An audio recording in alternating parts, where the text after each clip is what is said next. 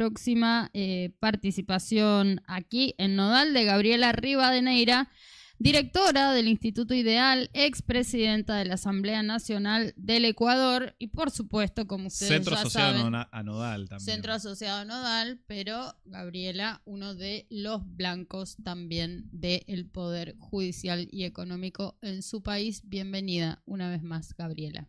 Hola, Gaby. Hola, qué gusto saludarles. Bueno, en momentos tan complejos para la región y para la Argentina, lo sentimos como propio, así que tengan todas y todos ustedes nuestra solidaridad y nuestro abrazo profundo, porque lo que ahora se está viviendo no hemos dejado de vivir en la última década en los países de nuestra región y eso es lo que debemos analizar. Gaby, aprovecho tu ingreso, obviamente agradecido siempre. Ya lo hemos dicho con varios, ya podés incorporar a tu CV columnista de Nodal. ¿Sí?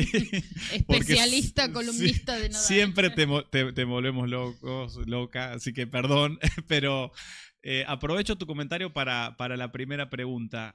¿Cómo fue el Lawfare en Ecuador? Porque además no hay sobre una sola figura. El caso quizás más emblemático es el de Jorge Glass por todo lo que él está en cuerpo padeciendo, pero ¿cómo se estructuró ese Lawfare brevemente para que efectivamente la comunidad de Nodal y América Latina toda lo conozca? Yo creo que la UFER o la guerra judicial, más bien dicho, deberíamos enmarcarla en algunos ejes transversales. El primero, sin duda, empieza por un tema administrativo que da pie a una supuesta investigación. Y esa investigación entra entonces a un proceso judicial en el que va cambiando durante el proceso, no solamente de figuras penales y de investigación, sino también de posibles sanciones. Y me refiero a esto porque todos los procesos identificados en la región han sido irregulares. Por eso se caracteriza justamente el tema de los procesos judiciales dentro de la guerra judicial. En cualquiera, no existe uno solo en el que no encontremos irregularidades dentro del procedimiento judicial.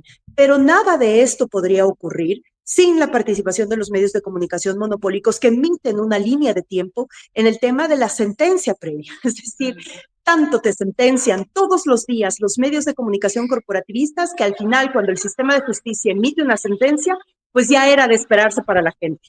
Han dicho tantas veces sobre corrupción y han hablado tantas veces sobre corrupción que el momento en el que la justicia supuestamente dice corrupción, que ninguno ha sido probado, pues entonces socialmente está justificado y ahí es donde se consagra justamente el tema de la guerra judicial. Y tenemos muchas similitudes, no solamente por el caso de Jorge Glass. Yo recuerdo que hace algunos años visité en cárcel, por ejemplo, a Amado Gurú, el ex vicepresidente de Argentina. Hoy vemos el caso de Jorge Glass, que en el caso ecuatoriano ha sido uno de los sacrificados del proceso de la guerra judicial, con un momento y un proceso de tortura que realmente ha sido identificado. Y ayer veíamos en la audiencia, justamente ayer Jorge Glass estaba en audiencia, en la que veíamos que dan justamente un peritaje psicológico en el que está gravemente afectado por la tortura recibida en el centro de privación en el que está. Pero yo le veo algo más similar, y tal vez esto dejo en esta etapa, una similitud mayor. Y es la proscripción política de los principales actores. Tanto en el caso de Rafael Correa como en el caso ahora de Cristina Fernández de Kirchner, lo que vemos que no necesariamente importan los daños de prisión. Importa en la partecita en la que se establece la prohibición de participación política de por vida. Tanto en el caso de Rafael Correa, que es 25 años de prohibición de participación política, como lo que vemos ahora en el caso de Cristina Fernández de Kirchner, que sería inhabilitación de por vida. Yo creo que ese es el objetivo justamente de la guerra judicial. El objetivo es la proscripción política de los principales actores que confrontan los poderes y el status quo de todos nuestros países y el poder económico.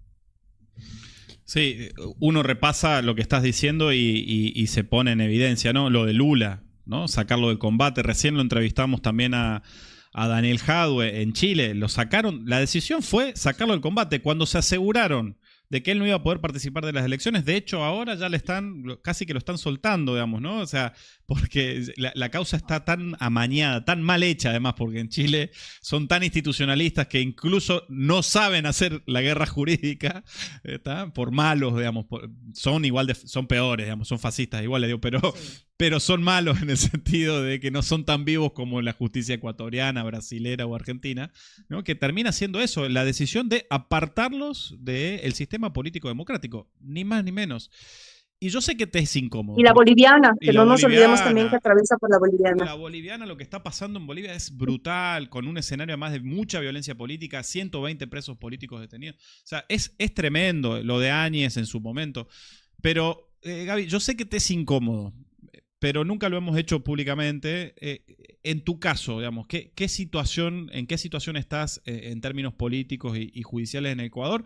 Que también explican, ¿no?, el amañamiento de la elección, ¿no?, todo lo que pasó recientemente en la segunda vuelta, ¿no?, fraudulenta del Ecuador, que a nadie horrorizó de la prensa hegemónica, ¿viste? Todo lo contrario, hubiese sido Venezuela, era el escándalo número 1 mundial, como pasó en Ecuador, y en beneficio de un muchacho del narco neoliberalismo, perdón, que esto es mío, lo digo yo para no salpicarte, Gaby, pero digo, ¿cómo está tu caso político y judicial en el Ecuador?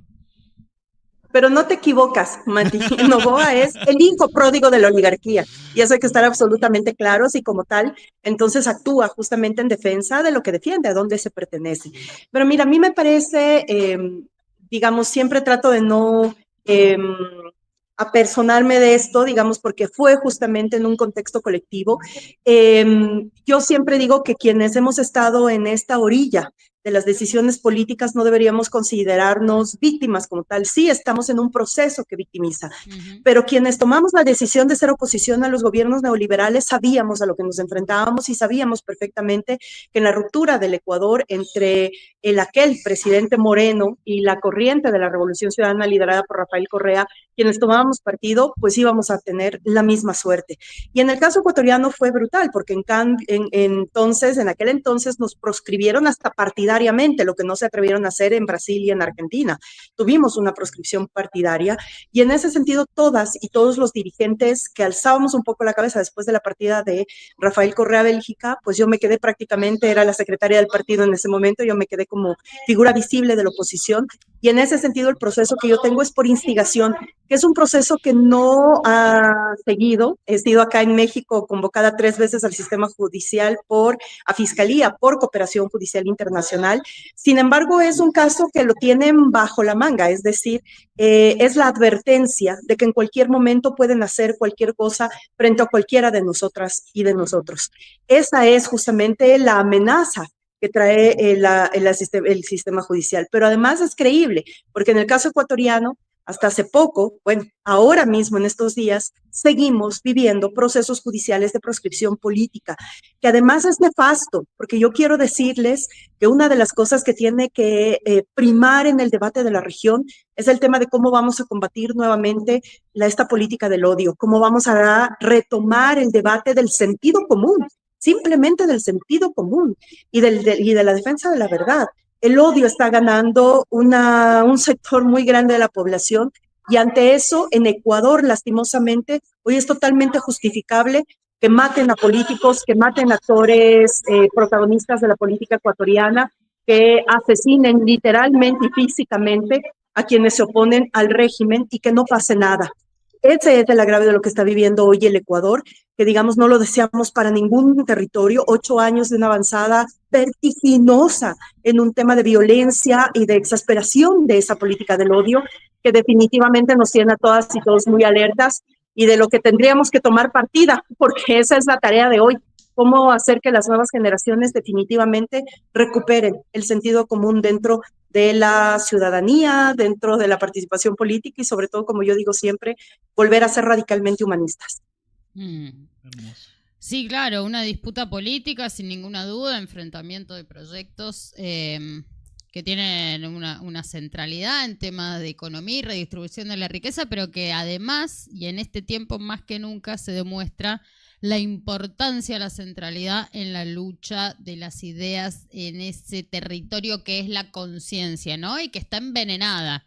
Una conciencia que uno podría decir termina siendo envenenada en esta guerra comunicacional donde los medios tradicionales y las redes sociales tienen un lugar relevante. Estamos hablando de la nueva fase digital del capitalismo, nosotros lo venimos conceptualizando y al mismo tiempo también decimos que la historia de lucha y el presente de lucha nos demuestran que esa conciencia es un campo de disputa y que también los proyectos populares hemos sabido avanzar, aunque por supuesto el poderío de quienes, las clases dominantes, ¿no? Y que quienes se creen dueños de nuestro destino, digo, utilizan con muchísima fuerza. Y yo quería hacerte una pregunta muy puntual, Gabriela, sobre tu reflexión en torno al elemento de género también, ¿no? Que tiene la proscripción y que tiene la persecución y la violencia contra Cristina Fernández de Kirchner. Porque además de ser todo lo que es en términos políticos y lo que representa, es una mujer.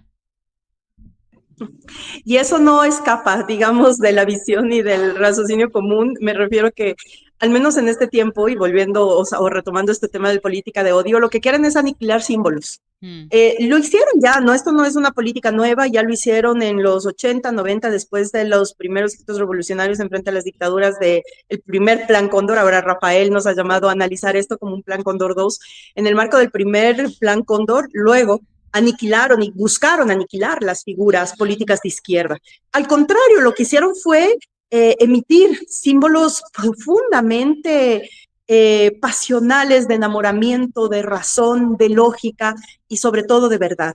Es lo mismo lo que quieren hacer ahora. Y en el caso de Cristina Fernández de Kirchner, es aún más patética la reacción de la derecha regional y de la derecha argentina, porque les estorba todo. De la mujer que mueve masas.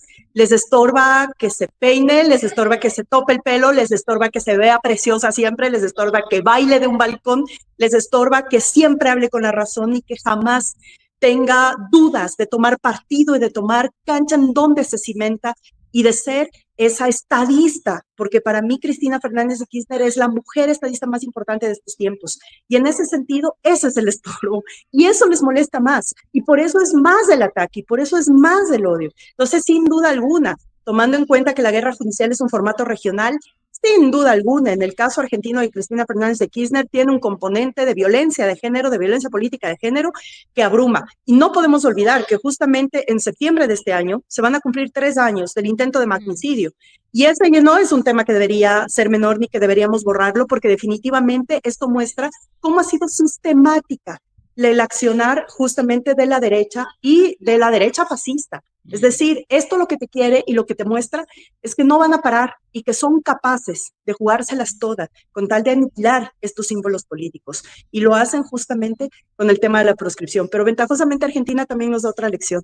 La movilización permanente, esta herencia peronista que siempre nos mantiene alertas, que siempre nos convoca en toda la región y que además acompañamos desde los diferentes rincones de la región.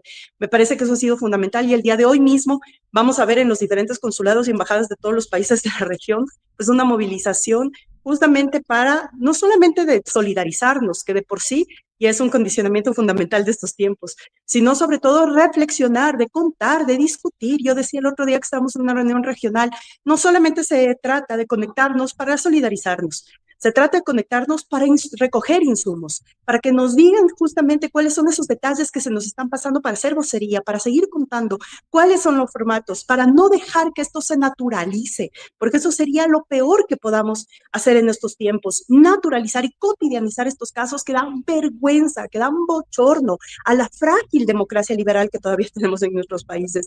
Así que creo que es un momento, un punto crucial en la historia de la región, en la que esperamos realmente sea una inflexión para saber por dónde vamos y cuál es la institucionalidad que defendemos y cuál es la institucionalidad que también queremos transformar si queremos un futuro un poco más deseable para las futuras generaciones que nos siguen.